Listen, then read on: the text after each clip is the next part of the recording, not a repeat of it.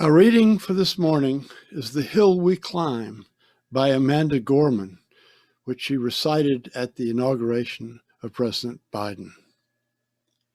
When day comes, we ask ourselves, where can we find light in this never-ending shade? The loss we carry, a sea we must wade. We've braved the belly of the beast. We've learned that quiet isn't always peace, and the norms and notions of what just isn't always justice. And yet the dawn is ours before we knew it. Somehow we do it. Somehow we've weathered and witnessed a nation that isn't broken, but simply unfinished. We the successes of a country and a time where a skinny black girl descended from slaves and raised by a single mother can dream of becoming president only to find herself reciting for one. And yes, we are far from polished, far from pristine. That doesn't mean we are striving to form a union that is perfect. We are striving to forge a union with purpose, to compose a country committed to all cultures, colors, characters, and conditions of man. And so we lift our gazes, not to what stands between us, but to what stands before us. We close the divide because we know to put our future first, we must first put our differences aside. We lay down our arms so we can reach out our arms to one another. We seek harm to none and harmony for all. Let the globe, if nothing else, say this is true, that even as we grieved, we grew, that even as we hurt, we hoped, that even as we tired, we tried, that we'll forever be tied together, victorious, not because we will never again know defeat, but because we will never again sow division. Scripture tells us to envision that everyone shall sit under their own vine and fig tree, and no one shall make them afraid. If we're to live up to our own time, then victory won't lie in the blade, but in all the bridges we've made. This is the promise to glade, the hill we climb. If only we dare. It's because being American is more than a pride we inherit. It's the past we step into and how we repair it. We've seen a force that would shatter our nation rather than share it, would destroy our country if it meant delaying democracy. And this effort very nearly succeeded. But while democracy can be periodically delayed, it can never be permanently defeated.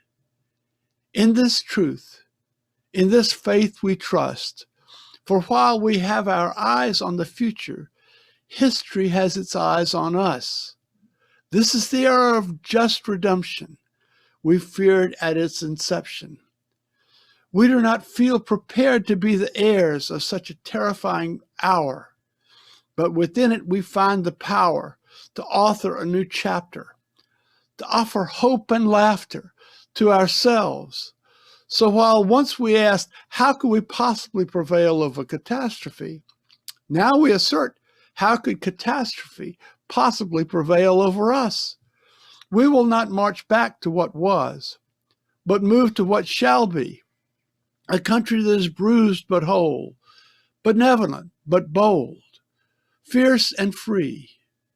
We will not be turned around or interrupted by intimidation, because we know our inaction and inertia will be the inheritance of the next generation. Our blunders become their burdens. But one thing is certain, if we merge mercy with might and might with right, then love becomes our legacy and change our children's birthright. So let us leave behind a country better than the one we were left with. Every breath from my bronze-pounded chest, we will raise this wounded world into a wondrous one. We will rise from the gold-limbed hills of the west. We will rise from the windswept northeast, where our forefathers first realized revolution. We will rise from the lake-rimmed cities of the Midwestern states. We will rise from the sun-baked South. We will rebuild, reconcile, and recover. And every known nook of our nation and every corner called our country, our people, diverse and beautiful, will emerge, battered and beautiful. When day comes, we step out of the shade, aflame and unafraid. The new dawn blooms as we free it, for there's always light, if only we're brave enough to see it. If only we're brave enough to be it.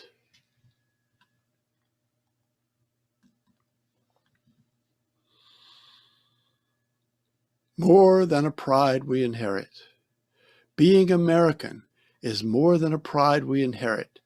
It's the past we step into and how we repair it. What does Amanda Gorman, the young poet who dazzled and deeply moved the nation at President Biden's inauguration, have to do with a Boston Unitarian minister of the mid-19th century? Hands? I don't see any hands raised. Maybe if I gave you a hint. The connection goes through Abraham Lincoln. This morning, I'd like to trace what I hear in this jewel of a poem, for I think it contains great wisdom for where we are as a nation and where we're going. Who are we as a country? In my childhood in the segregated South Carolina of the 1950s and 60s, we were encouraged to think of this nation as the greatest country on earth. If we broke this greatness down, we would argue that it consisted of military might, for we had huge armed forces and a lot of nuclear and conventional weapons arranged in a series of interlocking alliances. Economic prosperity, for we enjoyed a high standard of living, which attracted immigration from poorer countries. Cultural dominance, for Mickey Mouse and McDonald's had supplanted local entertainment and cooking around the world.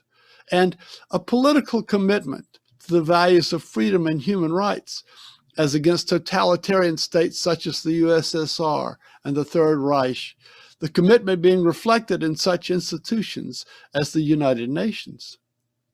Now today I can poke many holes in every one of these bases for pride with which I grew up, but if you're looking for the content of the pride I inherited, this would be it. And many of the white Southerners of my generation felt called to go further and defended the Confederate side in the Civil War. They flew a version of the Confederate flag on their homes or vehicles and sported bumper stickers with its image, which proclaimed, "Heritage, not hate, fly it." At a fairly young age, I decided this was a portion of my heritage that I would not be proud of. I had ancestors who had worn the gray uniform. I had ancestors who had kept human beings in slavery, but I did not feel compelled to defend those ancestors. I never knew them.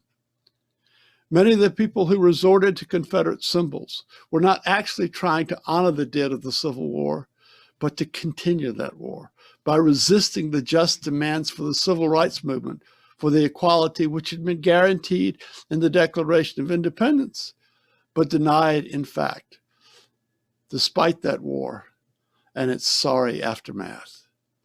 But if I were of a persuasion to defend the Confederate cause today, Amanda Gorman's line would not condemn me. It would call me to be more than that pride.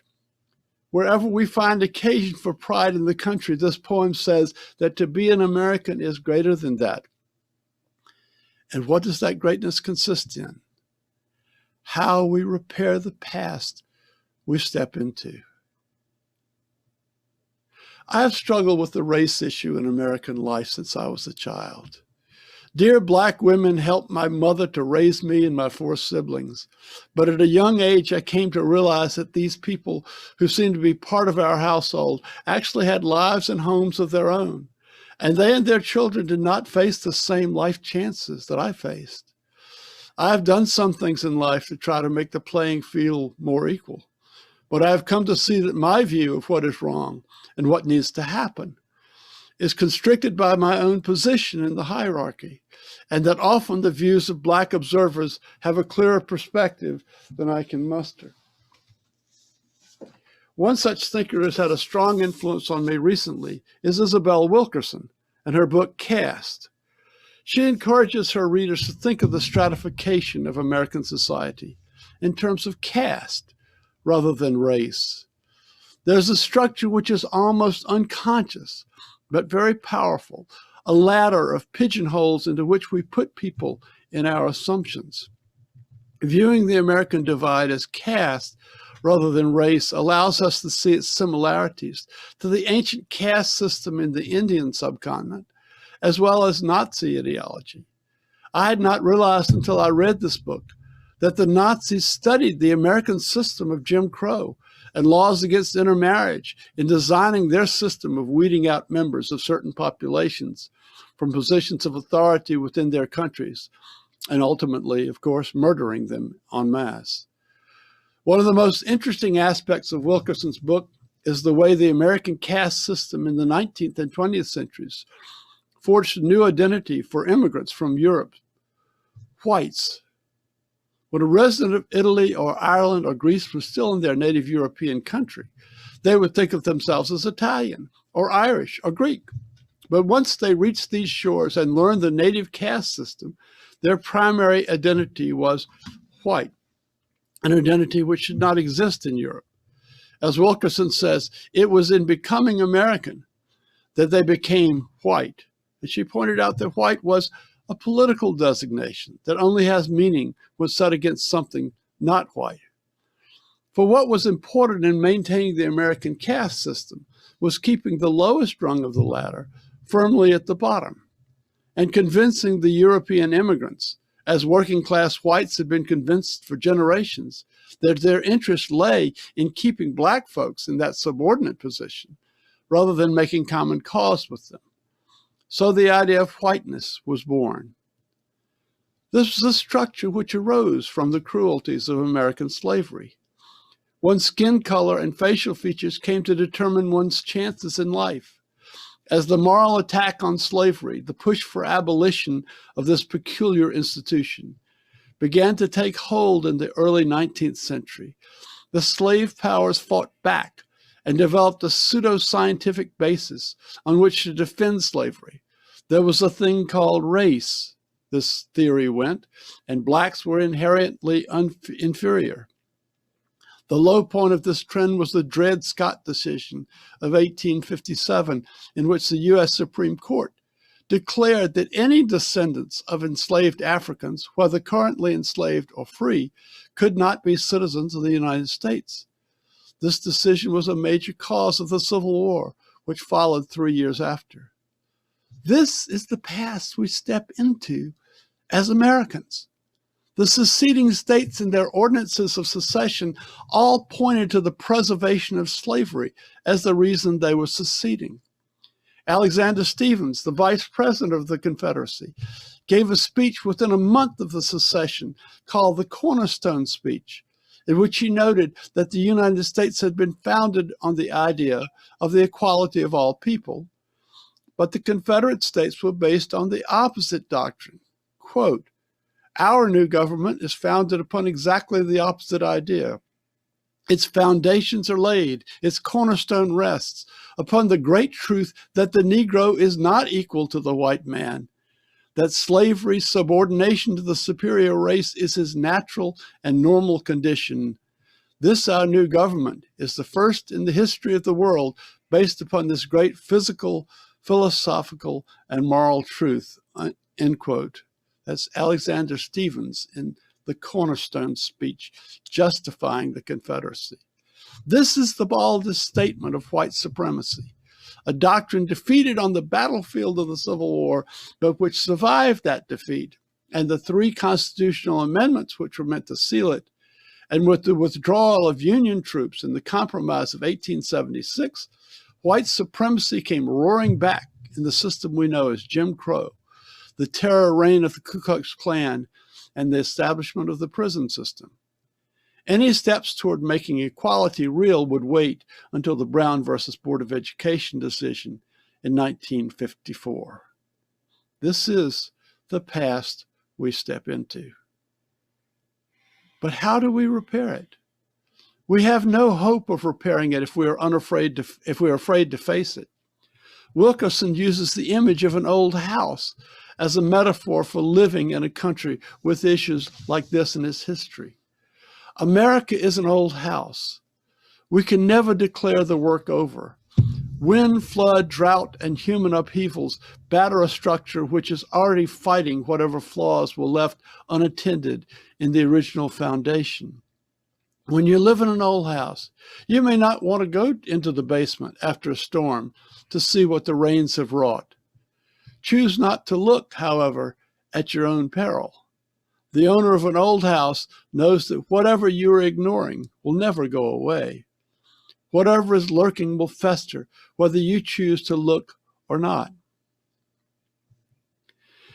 And now let's look at a central character in the central morality tale of American history, Abraham Lincoln. Lincoln was not only a great president, he was also one of the finest lawyers America has produced. He was a wily opponent in the courtroom. He would know exactly what points he needed to concede and which ones to fight. His opponent might have 7 points to make and bring witnesses and documents to prove all 7, and be astonished to find Lincoln conceding the first 6. Such an opponent would often realize too late that the 7th point was the crucial one, but that after settling the first 6, he was not in a position to contest the 7th. I got that from a book by Gary Wills called Lincoln at Gettysburg, The Words That Remade America. In that book, Will carefully lays out the ways that this very economical bit of text redefined the national purpose. America, Lincoln said at Gettysburg, was a nation, quote, conceived in liberty and dedicated to the proposition that all men are created equal, end quote. Lincoln was to deliver this message in a ceremony to dedicate a burying ground by a battlefield. But in a larger sense, he was rededicating the country as a whole to what he claimed as its original purpose. But the whole conflict which killed all these soldiers was over the institution of slavery.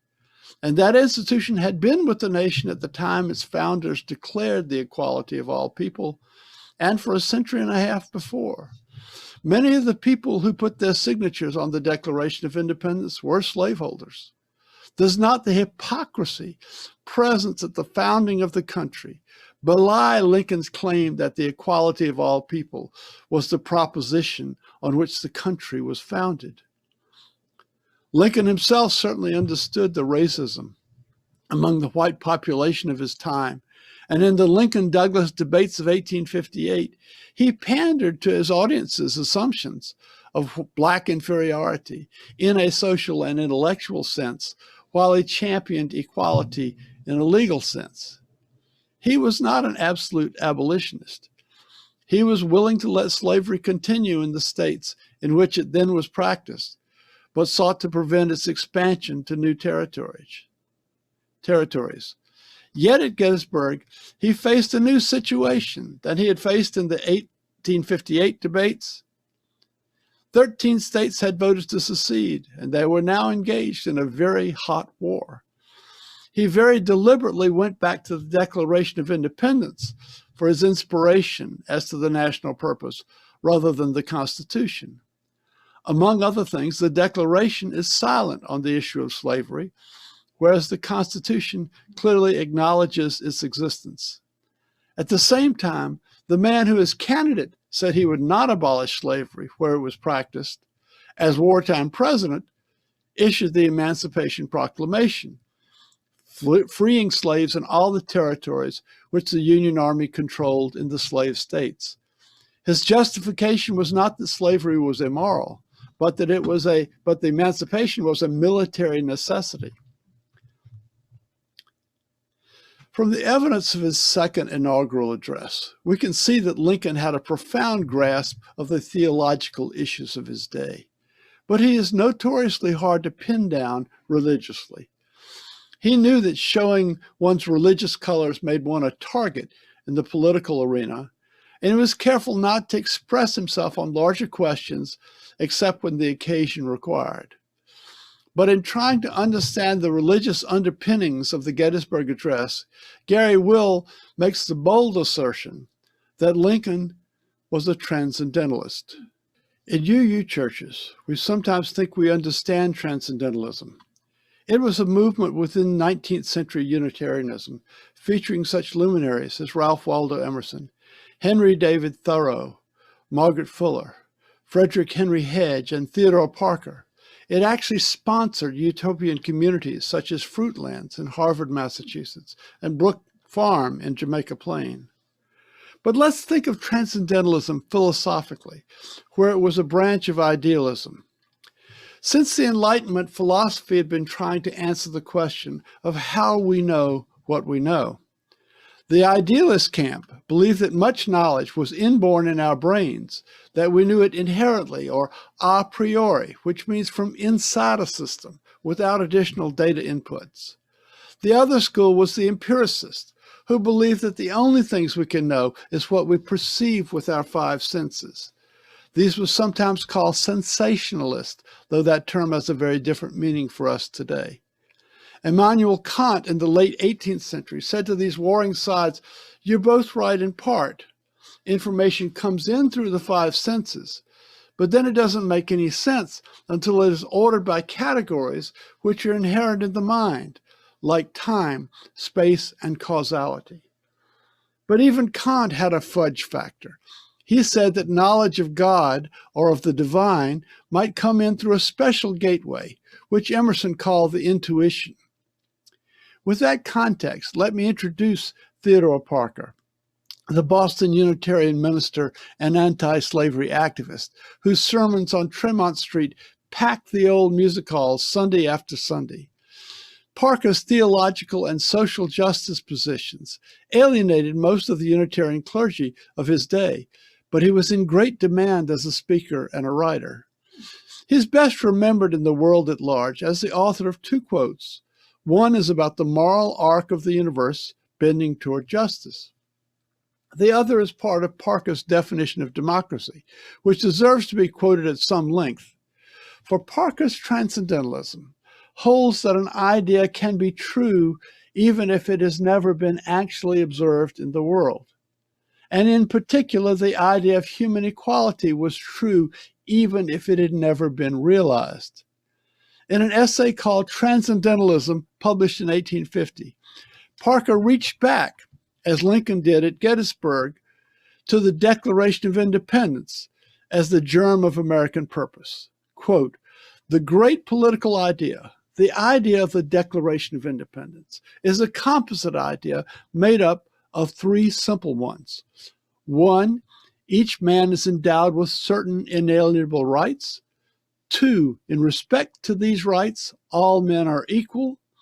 Three, a government is to protect each man in the entire and actual enjoyment of all the inalienable rights." Now, the first two ideas represent ontological facts, that is, facts arising from the very nature of beings. They are facts of necessity. The third idea is an idea derived from the other two, is a synthetic judgment a priori. Unquote. Stop right there. When Parker says his third idea is a synthetic one, he means it follows by deduction from the other two ideas. When he says it is a priori, he means it can be deduced from the other two without any additional input. And this is confirmed in his next sentence, quote, "It was not learned from sensational experience. There never was a government which did this, nor is there now." Let me repeat that. There never was a government which did this, nor is there now. Each of the other ideas transcended history. Every inalienable right has been alienated, still is. No two men have been actually equal in actual rights, yet the idea is true, capable of proof by human nature.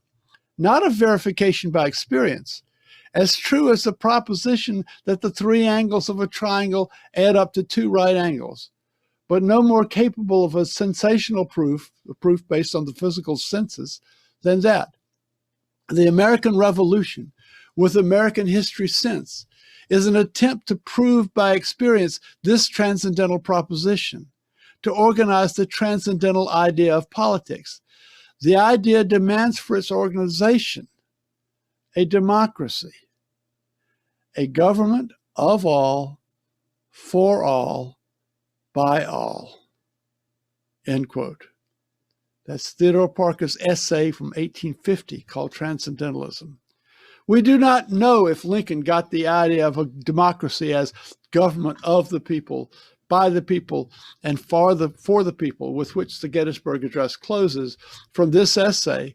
And we don't know whether Lincoln and Parker ever met. We do know that Lincoln's law partner in Springfield, Billy Herndon, considered himself a devoted fan of Parker's and was always passing on Parker's writings to Lincoln. But I think Wills is correct in saying that in the Gettysburg Address, in this distillation of what America means in the midst of America's greatest existential crisis, his use of the equality principle is transcendental. We haven't achieved any kind of equality yet, political, legal, social, or economic. But the ideal expressed in the Declaration can be our national purpose. Or as Amanda Gorman put it, we are far from polished, far from pristine, but that doesn't mean we are striving to form a union that is perfect. We are striving to forge a union with purpose, to compose a country committed to all cultures, colors, characters, and conditions of man. The New York Times had a project called the 1619 Project, which examined the 400 years since slavery had been instituted in America. And it asserted that the ideal on which the country was founded was false at the time it was founded. I agree with that in a sense, but that doesn't mean the opposite was true. The doctrine of black inferiority, which was the cornerstone on which the so-called Confederate States was founded. It means that the equality stated in the Declaration has never been realized in actuality. And I agree with the other part of that proposition, that it has been the effort and struggle of the black population in America to make that doctrine true. And it is high time for white people to devote equal energies to making it true. It is our common struggle.